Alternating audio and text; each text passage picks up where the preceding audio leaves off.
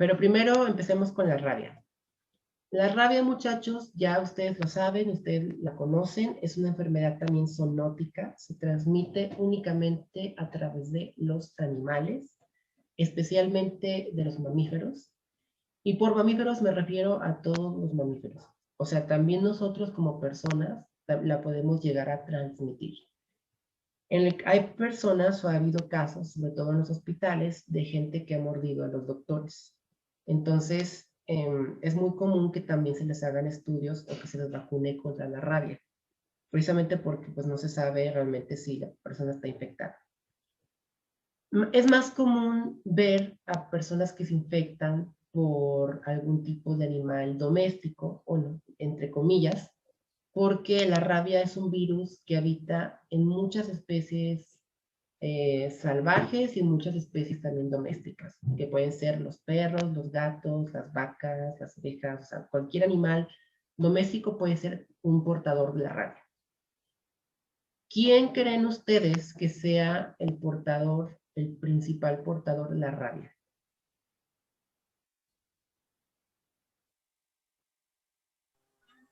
Perros o ratas. No, ¿El murciélago? el murciélago, así es. Los murciélagos, muchachos, son los principales portadores de la rabia.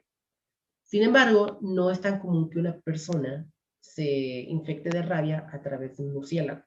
¿Por qué no es común? Porque para empezar, los murciélagos son muy tímidos, se asustan con facilidad y antes de que te ataquen, pues prefieren como tal huir.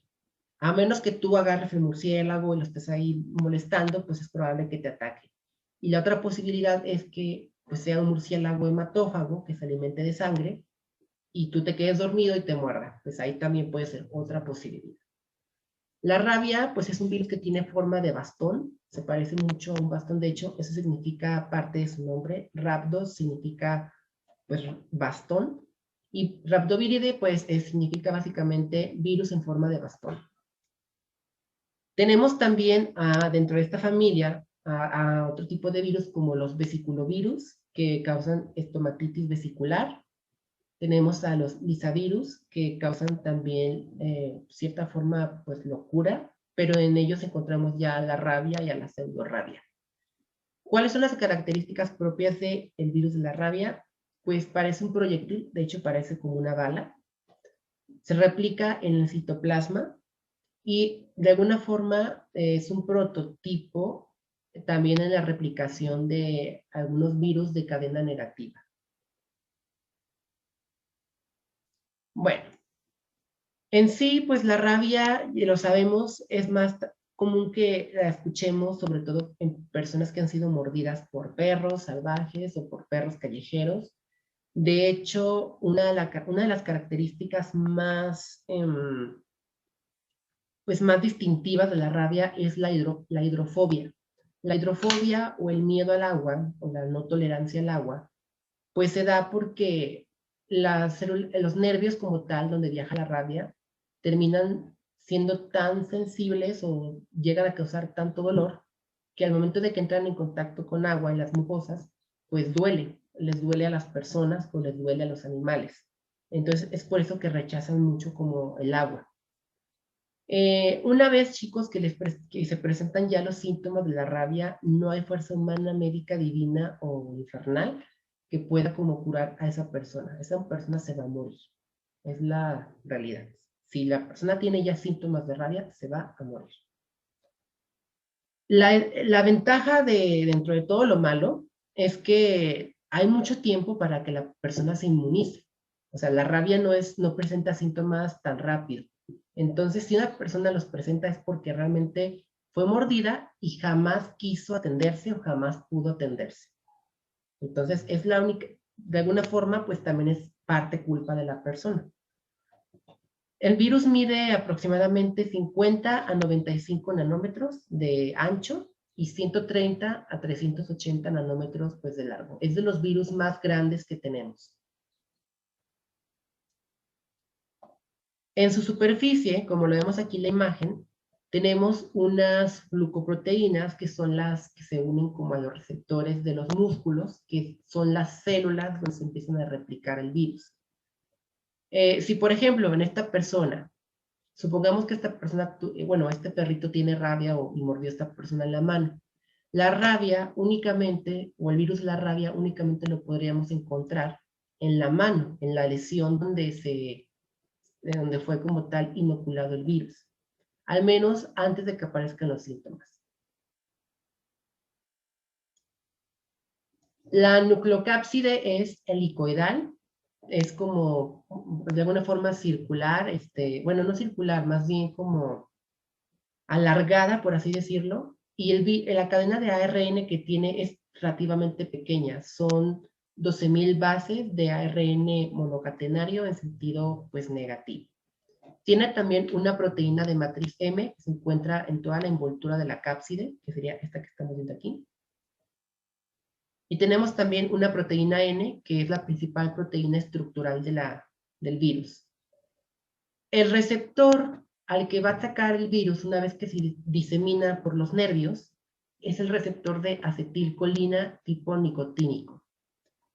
Ustedes saben que las neuronas se comunican entre ellas a través de cargas eléctricas y de neurotransmisores.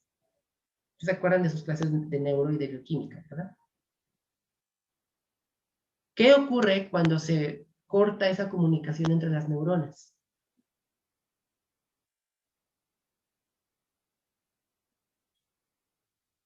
¿Qué ocurre si ya no se comunican con los neurotransmisores? No va a haber impulso nervioso, entonces pues va a afectar alguna estructura. Por ejemplo, va a haber pues ya no se va a poder mover una extremidad, ya no se va a poder funcionar bien un aparato, un órgano. Eso, uno, y recuerden también que mucho de nuestro comportamiento está dado por neurotransmisores.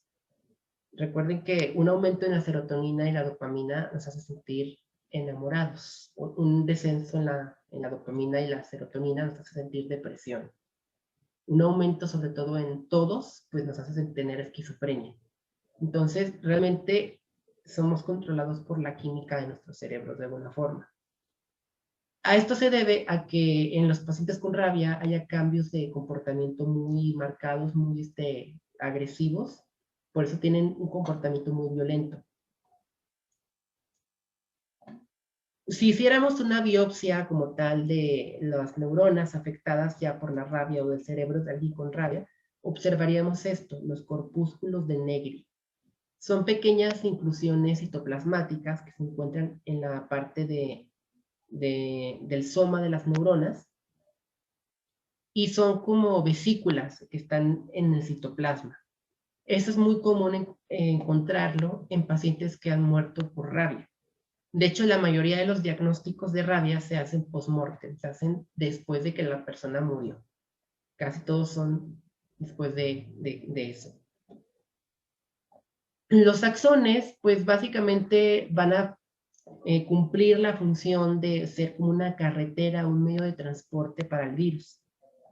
Van a utilizar los nervios que están en la zona como tal de la herida, después de replicarse para poder llegar al sistema nervioso central.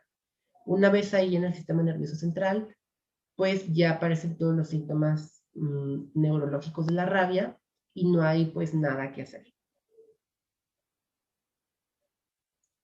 ¿Cómo es su patogenia?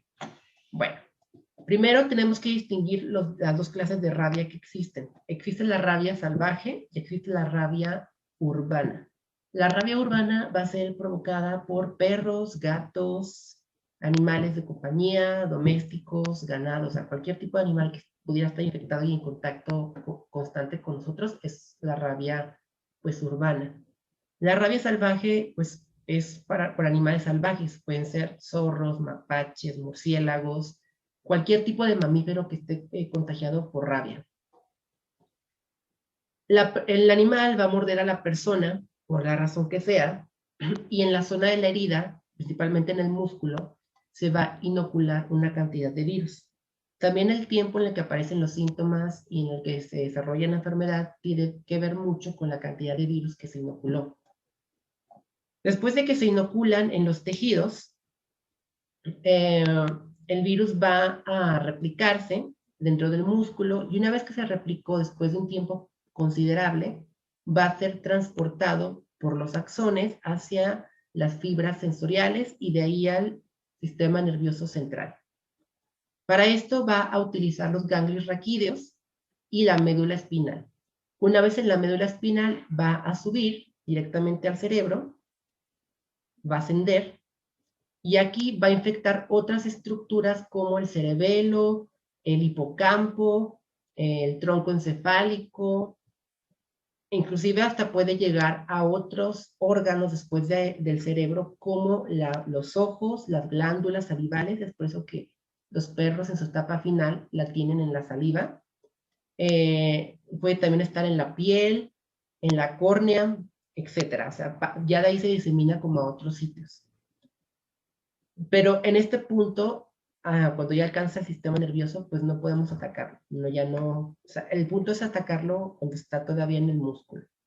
Existe otra forma también de contraerlo, que es de forma inhalatoria, pero también es muy difícil que alguien lo inhale. Bueno, no tan difícil, pero para poder contraerlo de esta forma, la persona tendría que estar metiéndose en una cueva de murciélagos. En la cueva, pues el virus va a estar volando por el aire y de esa forma, pues podría como tal contraerlo si lo respira.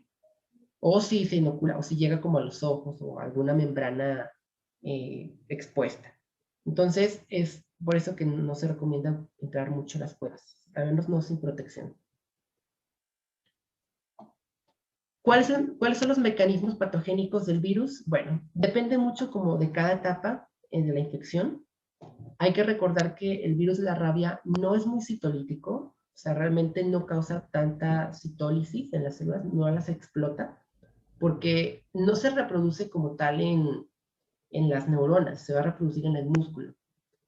Pero sí va a causar primeramente una inflamación en la zona de la mordida, comezón, inclusive después de que aparezca costra puede estar doliendo. Eso ya es como para preocuparse. También algo que tienen que saber que es que el virus se replica muy lento. El virus puede replicarse hasta todo un año sin que aparezcan síntomas. Entonces, tienen mucho tiempo para poder inmunizarse contra la rabia si tuvieron algún accidente. Cuando el virus llega directamente a la médula, pues aquí el cerebro ya se infecta con gran rapidez.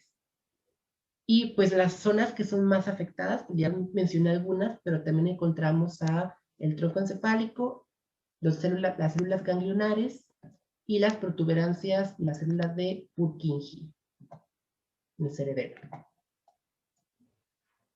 Obviamente en el cerebelo, pues ya saben, es la parte del encéfalo que controla como la coordinación, el equilibrio.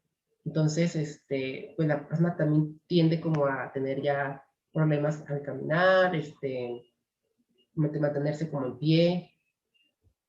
En la fase de incubación, pues aquí no hay como tantos síntomas. Es algo que lo puede volver hasta cierto punto peligroso porque hace que la gente se confíe.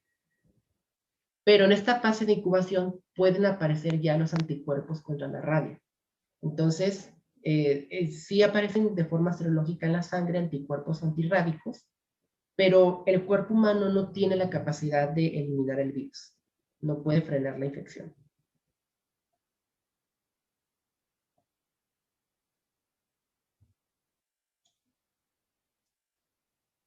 Tenemos otra fase, que es la fase prodrómica, donde van a aparecer los primeros síntomas de la rabia. Y tenemos la última fase, que es la fase neurológica. En esta fase ya es mortal. No hay fuerza humana que nos pueda como evitar que la persona muera.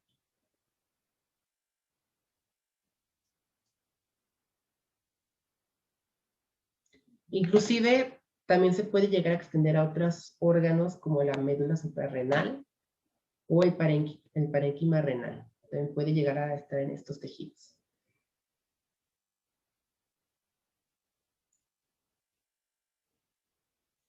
Bueno, ¿de qué depende lo rápido que aparezcan los síntomas? Primero de la cantidad de virus que se inocularon.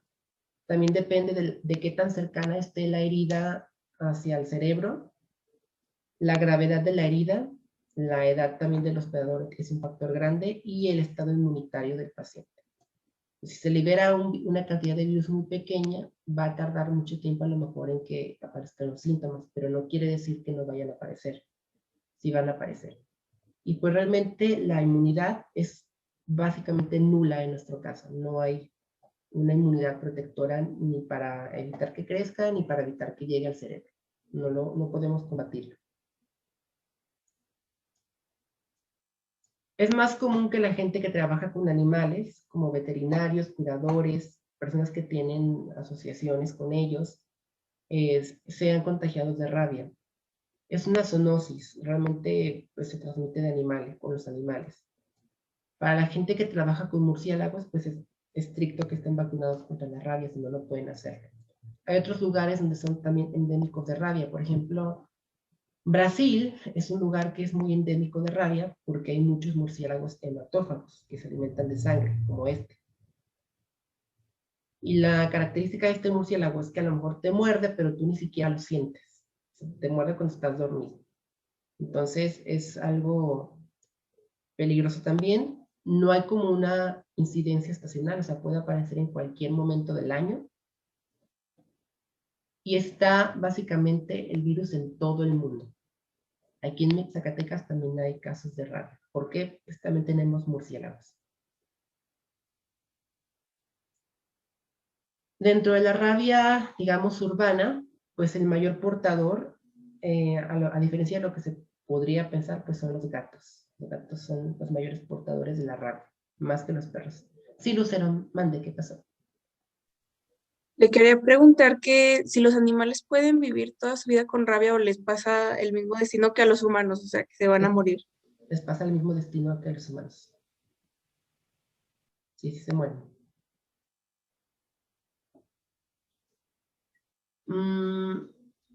Es por eso, chicos, que vacunen a sus mascotas contra la rabia. Eso ayuda mucho a prevenir todo. Y pues no las dejen salir también. Eso es algo importante. En la parte de la rabia salvaje, pues el mayor portador de rabia que se tiene como registrado son los mapaches. Son como, más que, hasta ahorita más que los murciélagos, son los mapaches.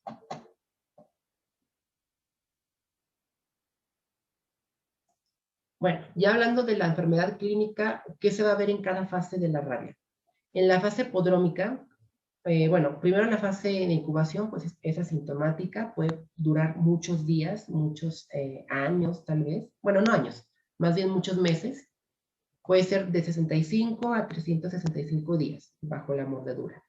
Aquí lo único que se va a observar en la fase de incubación es el aumento de anticuerpos contra la rabia, pero pues son ineficaces. Después, en la fase podrómica, vamos a encontrar fiebre, malestar general, cefalea, dolor de cabeza constante, picores en el lugar de la mordedura, a pesar de que ya haya sanado, gastroenteritis o síntomas gastrointestinales, fatiga y anorexia, falta de apetito. Después encontramos otro síntoma característico ya en la fase neurológica, que es la hidrofobia. En la fase neurológica vamos a encontrar el miedo, bueno, pues no, se traduce como miedo al agua, pero no es que le tengan miedo al agua, es más bien que el agua les causa dolor y por eso la rechazan. Es más probable que aparezca en el 50% de los pacientes. Si le echas agua a un animal que esté infectado y se pone agresivo, empieza a llorar muy feo, pues es porque tiene probablemente ya un síntoma de la rabia. También aparecen ya espasmos faringios, como si tuvieras la garganta abriendo y cerrándose. Aparece mucha hiperactividad, ansiedad. Aparecen también ya cambios neurológicos, como la depresión. La agresividad de las personas también es muy común. Aparece también la parálisis de ciertas partes del cuerpo. De hecho, bueno, estas son imágenes de la Segunda Guerra, que observamos a pacientes con rabia. Y pues se observa también delirios, confusión. La espuma por la boca, pues también es un síntoma característico, bueno, un signo característico. Durante esta fase también la persona puede estar desorientada, puede tener alucinaciones, puede tener cambios de humor muy rápidos, o sea, así como la gente está feliz, se puede enojar, inclusive puede llegar a confundirse con algún trastorno psiquiátrico en esta etapa. Pero ya cuando empiezan las convulsiones es cuando ya vemos que no es un trastorno psiquiátrico. Pero pues lamentablemente aquí ya no hay mucho que hacer. Después de esta fase llega lo que es el coma. La persona puede entrar en coma y finalmente a los pocos días deja de respirar y entra en paro cardíaco y muere. Es lo que parece. Generalmente, desde que aparecen los síntomas hasta que la persona muere, pueden pasar unos 14 días más o menos. El diagnóstico, bueno, les mencionaba, casi siempre es post-mortem, después de que se hace una necropsia y se analiza el encéfalo. En el encéfalo encontramos los corpúsculos de Nigri o de Negri. También, si lo hacemos a tiempo, podemos ver antígenos antirrábicos en el suero de la sangre. Si todavía no aparecen síntomas, estamos a tiempo para poner la vacuna antirrábica. Después podemos también hacer pequeñas biopsias del cerebro y ver si las neuronas tienen ya estos corpúsculos que estamos viendo aquí, estas inclusiones. Esto es ya muy característico de la radio. La PCR en el líquido cefalorraquídeo no es tan efectiva porque normalmente no encontramos el virus ahí. Pero sí lo podemos encontrar, por ejemplo, en biopsias cutáneas, en la materia cerebral propia, bueno, al menos en las autopsias, y solamente la parte sanguínea se utiliza para los anticuerpos o en la parte inmunológica. Casi todo se basa en antecedentes del paciente, en los signos clínicos y pues en lo rápido que se aparezcan como los síntomas. No hay como un antiviral para la rabia activa, o sea, no se puede hacer nada, pero antes de que aparezcan se puede vacunar, se puede dar la vacuna con la inmunoglobulina antirrábica. Es la única forma de tratamiento preventiva o de profilaxis. Si te muerde un animal, lo que tienes que hacer es lavar la herida en la zona con agua y con jabón e ir inmediatamente a que te pongan la vacuna para la rabia. Si son vacunas que se ponen en el estómago, entonces eso sí es verdadero.